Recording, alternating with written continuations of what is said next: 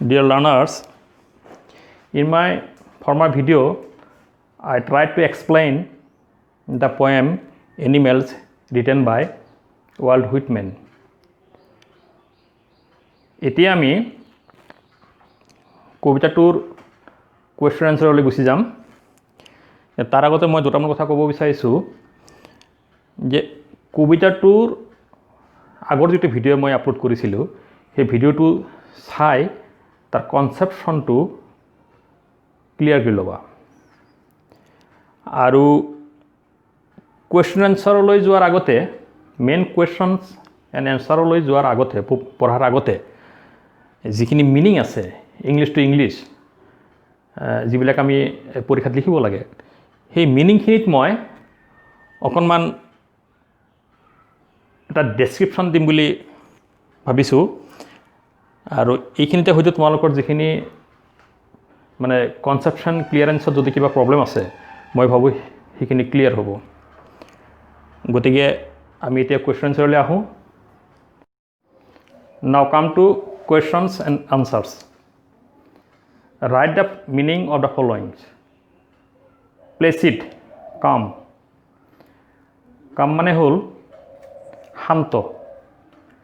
তাৰমানে এই কবিতাটোত কবিয়ে এনিমেলছবিলাকক শান্তশিষ্ট বুলি কৈছে। Self contained, complete in itself sufficient. ইয়াৰ অৰ্থটো হ'ল স্বয়ং সম্পূৰ্ণ বা স্বাধীন।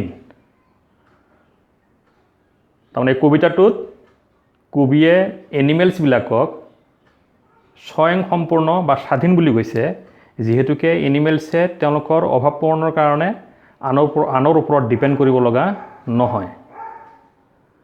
হোৱাইন, কমপ্লেইন টু আদাৰ্ছ। আনলৈ আপত্তি দৰ্শোৱা, কমপ্লেইন কৰা। ডিমেণ্টেড, ইনচেন অব্লিক ৱাইল্ড উইথ অৰি, উন্মত্ত হোৱা বা বিৰক্তি পোৱা। মেনিয়া, মেডনেছ, বাতুলতা বা পাগলামি। টুকেন্স, চেম্বলছ বা inner quality of human being. Actually কবিতাটোত টুকেন্স শব্দটোৰ পৰা এটা বিশেষ গুৰুত্ব আছে। এইকাৰণেই যে ইয়াৰ ওপৰতে এনিমেল আৰু হিউমেন বিঙৰ মাজত যিটো ডিফাৰেঞ্চ সেই ডিফাৰেঞ্চটো কবিয়ে দেখুৱাব বা শ্ব' কৰিব বিচাৰিছে। মানুহৰ ইনাৰ কোৱালিটি বুলি ক'লে মই আগতে কবিতাটো যেতিয়া এক্সপ্লেইন কৰিছিলোঁ তেতিয়া অকণমান হয়তো কৈছোঁ মই কথাটো, পুনৰ মই কৈছোঁ যে ইনাৰ কোৱালিটি অফ হিউমেনছ বুলি ক'লে যে মানুহৰ ভিতৰত মানুহৰ অন্তৰত যিবিলাক গুণ থাকে, মানুহৰ ভিতৰত যিবিলাক গুণ থাকে সাধাৰণতে সেইবিলাক ভাল গুণ বুলি বিবেচনা কৰা হয়। যেনেকৈ চিম্প্লিচিটি, সৰলতা, চিম্পেথি, সহানুভূতি। এজন মানুহে আন এজন মানুহৰ ওপৰত সহানুভূতি দেখুৱাব লাগে। কণ্টেইনমেণ্ট, যিখিনি থাকে তাতে সন্তুষ্ট থাকিব লাগে। ব্ৰাদাৰহুড, ভাতৃত্ববোধ। কোঅপাৰেশ্যন, ইজনে সিজনৰ লগত এজনে আনজনৰ লগত ৰখা সম্পৰ্ক। এইবিলাক গুণ এই কবিতাটোত কবিয়ে মানুহৰ মাজত দেখিবলৈ পোৱা নাই, দেখিবলৈ পাইছে জীৱ জন্তুৰ মাজত দেখিবলৈ পাইছে। আৰু তাতে চেম্বল বুলি আমি ক'ব পাৰোঁ চুটিকৈ, তাৰমানে চিন বা প্ৰতীক। এভিঞ্জ, শ্ব' দেখুওৱা। ৱণ্ডাৰ, ফিল ভেৰি ছাৰপ্ৰাইজড, আচৰিত হোৱা। এতিয়া আমি নেক্সট শব্দলৈ আহোঁ। ইয়াৰ পিছৰ শব্দটো হ'ল চুৱেট, পাৰ্চপাইৰেশ্যন। ইয়াত সাধাৰণতে এই শব্দটো মানুহৰ শৰীৰৰ পৰা ওলোৱা ঘামকহে বুজাইছে, ঘাম। কিন্তু কবিতাটোৰ মিনিং যেতিয়া আমি মানে এই এক্সপ্ৰেছ কৰা হয় তেতিয়া কিন্তু ইয়াৰ অৰ্থটো আমি উন্মত্ত বুলি ক'লে মানে ভালকৈ বুজা যায় আৰু। তাৰপিছত টাৰ্ণ, ট্ৰেন্সফৰ্ম, গ' বেক, উভতি যোৱা। চিন মিছডিড পাপ নীলছ ব' ডাউন টু আদাৰ্ছ আঁঠুলোৱা এতিয়া নেক্সট কুৱেশ্যনটোলৈ আহোঁ why does the poet want to turn and live with animals or why did the poet more feel at home with animals than humans এই কুৱেশ্যনটো 2015 চনত আহিছিলে আৰু 2019 চনত আহিছিলে আৰু এই কবিতাটোৰ আচলতে এইটোৱে হ'ল মেইন কুৱেশ্যন ইয়াৰ যিটো এই কবিতাটোৰ যিটো মানে হেৰি চ'ৰ্চ যিটো এই কুৱেশ্যনটোতে পোৱা যায় আনচাৰটো হ'ল the poet wants to turn and live with animals because they are peaceful and self contained কবিয়ে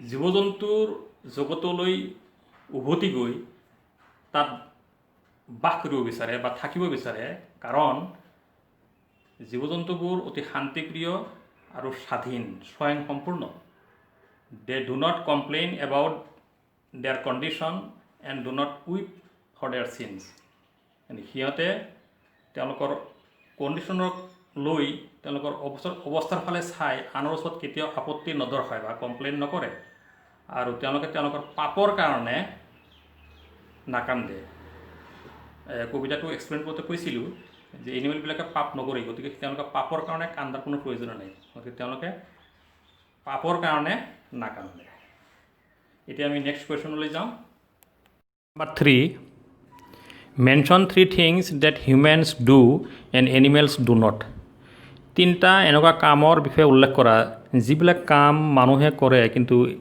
জন্তুবোৰে নকৰে answer 3 things that humans do and animals do not are A. Humans weep for their sins but animals do not. B. Humans hanker after owning wealth but animals do not do so. Humans complain about their condition but animals do not do so. Question number 4. What are the tokens that the poet says he may have dropped long ago? The tokens that the poet has dropped long ago are love and affection, kindness, sympathy, respect, friendship, cooperation, and honoring the old tradition. Now come to next question. Question number 5. What are things that are not done by animals? Answer ইয়াৰ অৰ্থটো হ'ল জন্তুবিলাকে কি কাম নকৰে কি নকৰে answer animals do not complain about their condition and do not weep for their sins জন্তুবিলাকে বা পশুবিলাকে তেওঁলোকৰ পাপৰ কাৰণে নাকান্দে আৰু তেওঁলোকৰ অৱস্থাৰ বিষয়ে আনলৈ কোনো ধৰণৰ আপত্তি নকৰে বা আপত্তি নদৰ্শায় they do not hanker after owning wealth আৰু সিহঁতে সম্পত্তি আহৰণৰ কাৰণে খৰখেদা নকৰে বা সম্পত্তিৰ পিছে পিছে দৌৰি নুফুৰে question number 6 why is the poet Walt Whitman is turning from answer the poet Walt Whitman is turning from humans to animals because the poet has attained a moral lesson from the animals. কবি Walt হুইটমেনে মানৱ জগতৰ পৰা জীৱ জন্তুৰ জগতলৈ ঘূৰি যাব বিচাৰে কাৰণ তেওঁ সেই জীৱ জন্তুৰ জগতত এটা নৈতিক শিক্ষা আহৰণ কৰিব পাৰিছে question number 7 what do the animals not do for their sins জন্তুবিলাকে তেওঁলোকৰ পাপৰ কাৰণে কি নকৰে দি animals do not lie awake in the dark and weep for their sins জন্তুবিলাকে তেওঁলোকৰ পাপৰ কাৰণে নাকান্দে আৰু ৰাতিৰ আন্ধাৰত উজাগৰে নাথাকে question number 8 why does no' animals kneel to another জন্তুবিলাকে আন জন্তুৰ ওচৰত কিয় আঁঠু নলয় answer no' animals kneel to another because they are all equal জন্তুবিলাকে এজনে আনজনৰ ওপৰত আঁঠু এইকাৰণে নলয় কাৰণ সিহঁত সকলো সমান। এতিয়া আমি নেক্সট কুৱেশ্যনলৈ যাওঁ। Question number 9, where do animals get those tokens from? এই টোকেনছবিলাক এনিমেলবিলাকে ক'ৰ পৰা পায়? এই মানৱীয় গুণবিলাক inner qualities of human being বুলি যে কৈছিলোঁ, এই কোৱালিটিবিলাক জীৱ জন্তুবিলাকে ক'ৰ পৰা পায়? Answers: the animals get those tokens from humans, those are dropped long ago. এনিমেলছে সেই প্ৰতীকবিলাক, চিহ্নবিলাক মানুহৰ পৰা পায়, যিবিলাক টোকেনছ মানুহে বহুদিন আগতেই এৰিছিল। Question number 10, how do the animals accept their conditions? জন্তুৱে বা জন্তুবিলাকে সিহঁতৰ কণ্ডিশ্যনছ কিদৰে একচেপ্ট কৰে, কিদৰে গ্ৰহণ কৰে? The animals accept their conditions without any complain. কোনো আপত্তি নকৰাকৈ এনিমেলছে তেওঁলোকৰ কণ্ডিশ্যন, তেওঁলোকৰ অৱস্থাৰ বিষয়ে বা অৱস্থা তেওঁলোকে গ্ৰহণ কৰে। দে do not lie awake in the dark. ৰাতিৰ আন্ধাৰত তেওঁলোকে সাৰে নাথাকে বা টোপনি নোযোৱাকৈ নাথাকে। Do not weep for their sins. তেওঁলোকৰ পাপৰ কাৰণে নাকান্দে। Do not feel worry for doing their duties to God. আৰু ঈশ্বৰৰ প্ৰতি যি কৰ্তব্য, সেই কৰ্তব্যলৈও তেওঁলোক চিন্তিত নহয় বা বিৰক্ত নহয়। গতিকে এই কবিতাটোৰ পৰা মই অতি ইম্পৰ্টেণ্ট 10টা কুৱেশ্যন তোমালোকলৈ আগবঢ়ালোঁ। এই 10টা কুৱেশ্যন ভালকৈ পঢ়ি ল'বা আৰু মাজে সময়ে কবিতাটো পঢ়ি থাকিবা।